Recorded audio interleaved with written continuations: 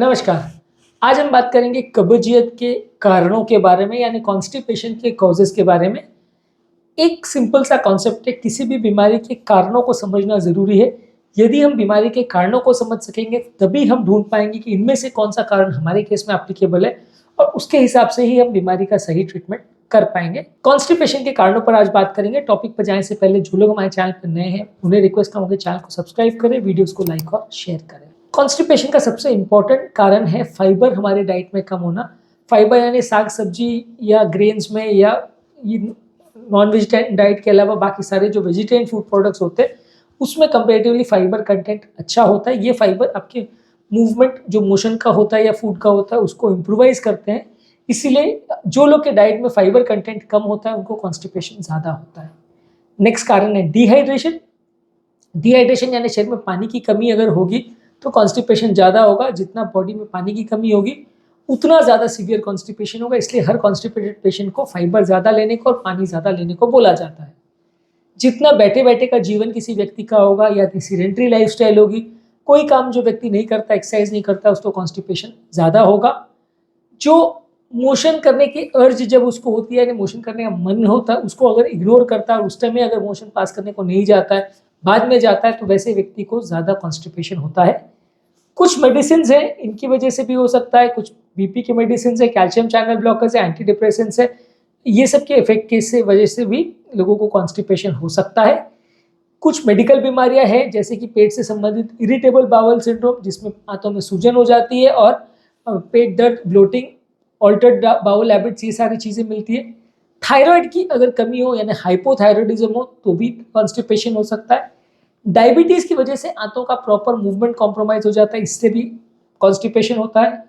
Neurological condition यानी brain से related कुछ बीमारियां जिसकी वजह से आंतों में प्रॉपर जो करंट जाना चाहिए, सिग्नल जाना चाहिए, वो प्रॉपर नहीं हो पाता, इससे भी कॉन्स्टिपेशन होता है। इसके अलावा कुछ कोलोन के डिसऑर्डर्स है जैसे कि इन्फ्लेमेटरी बाउल डिसऑर्डर, इसमें भी कॉन्स्टिपेशन होता है।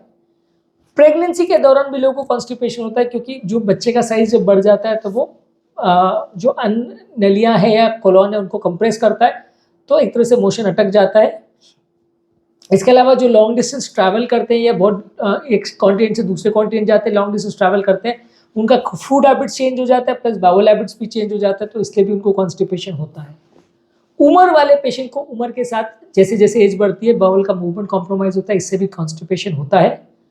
जो लोग पानी कम मात्रा में लेते हैं, खाना खाने के साथ पानी नहीं लेते या खाने के बाद पानी नहीं लेते, उससे भी उनको कॉन्स्टिपेशन होता है। मेंटल स्ट्रेस अगर लंबे समय तक हो तो ये भी कॉन्स्टिपेशन का एक कारण होता है। बहुत ज़्यादा मोशन के लिए अगर कोई दवाइयाँ ली जाए, अगर लैक्सेटिव को लंबे समय तक लिया जाए तो वो भी आंतों को एक तरह से आदत डाल देते हैं, तो ओवर यूज ऑफ लैक्सेटिव्स भी एक कॉन्स्टिपेशन का कारण होता है। इसके अलावा कोई भी बीमारी के लिए लंबे समय तक अगर ट्रीटमेंट चल रहा हो, पेशेंट बेड रिडन हो, लंबे समय तक दवाएं वगैरह ले रहा हो, तो इसकी वजह से भी कॉन्स्टिपेशन होता है। जो लोग डाइटरी प्रेफरेंसेस को और क्या खाना पीना है, किस तरह की चीज़ें को लेना है, उसको अगर ध्यान नहीं देते तो उसकी वजह से भी उनको कॉन्स्टिपेशन हो सकता है। इसके अलावा फीमेल पेशेंट्स में पेल्विक फ्लोर यानी जो मसल्स है, हमारे जो एनल स्फिंक्टर है उसके आसपास की जो मसल्स पेल्विस में होती है, वो मसल्स का अगर टोन कॉम्प्रोमाइज होता है तो इसकी वजह से भी होता है, जो कि प्रेगनेंसी या डिलीवरी करने के बाद भी औरतों में ज़्यादा देखने को मिलता है कि वहाँ पे मसल्स प्रॉपरली काम नहीं कर पाती, उनका प्रॉपर फंक्शनिंग या जो दबाना चाहिए उनको मोशन को निकालने के लिए वो प्रॉपर काम नहीं हो पाता है।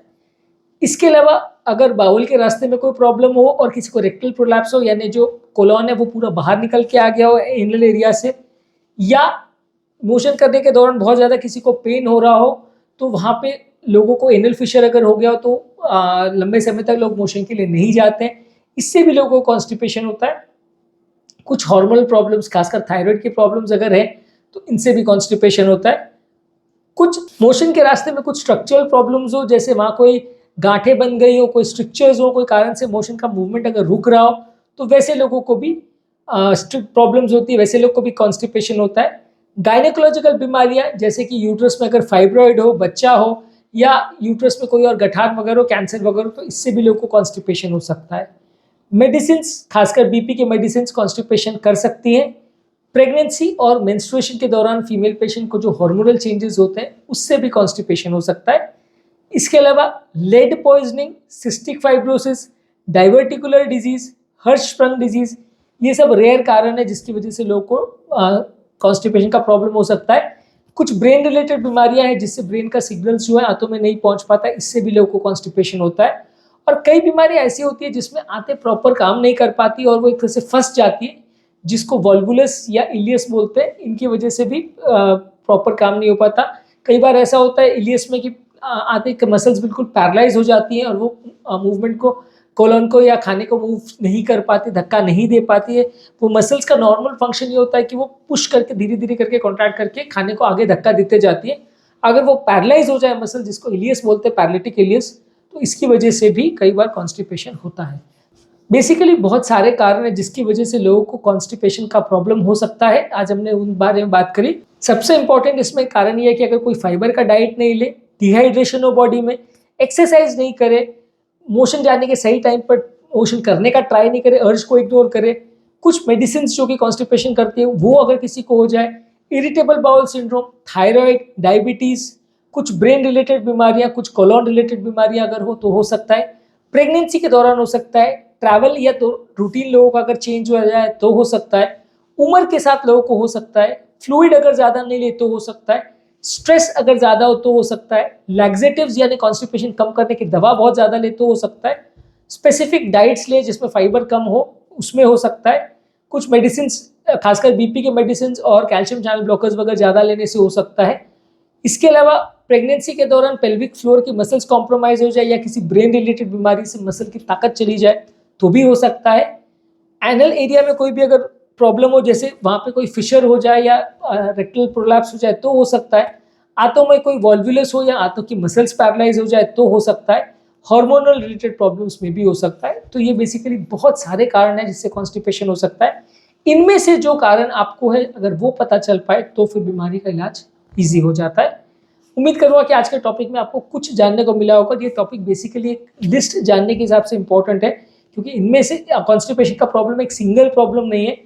हर तरह के कॉन्स्टिपेशन के कारण अलग अलग होते हैं, तो उनके निवारण भी अलग अलग होते हैं। अगर हम उनको समझ पाएंगे तभी हम बीमारी को सही तरह से या सुचारू रूप से मैनेज कर पाएंगे। टॉपिक एंड करने से पहले जो लोग हमारे चैनल पर नए हैं उन्हें रिक्वेस्ट करूँगा कि चैनल को सब्सक्राइब करें, वीडियोज़ को लाइक और शेयर करें।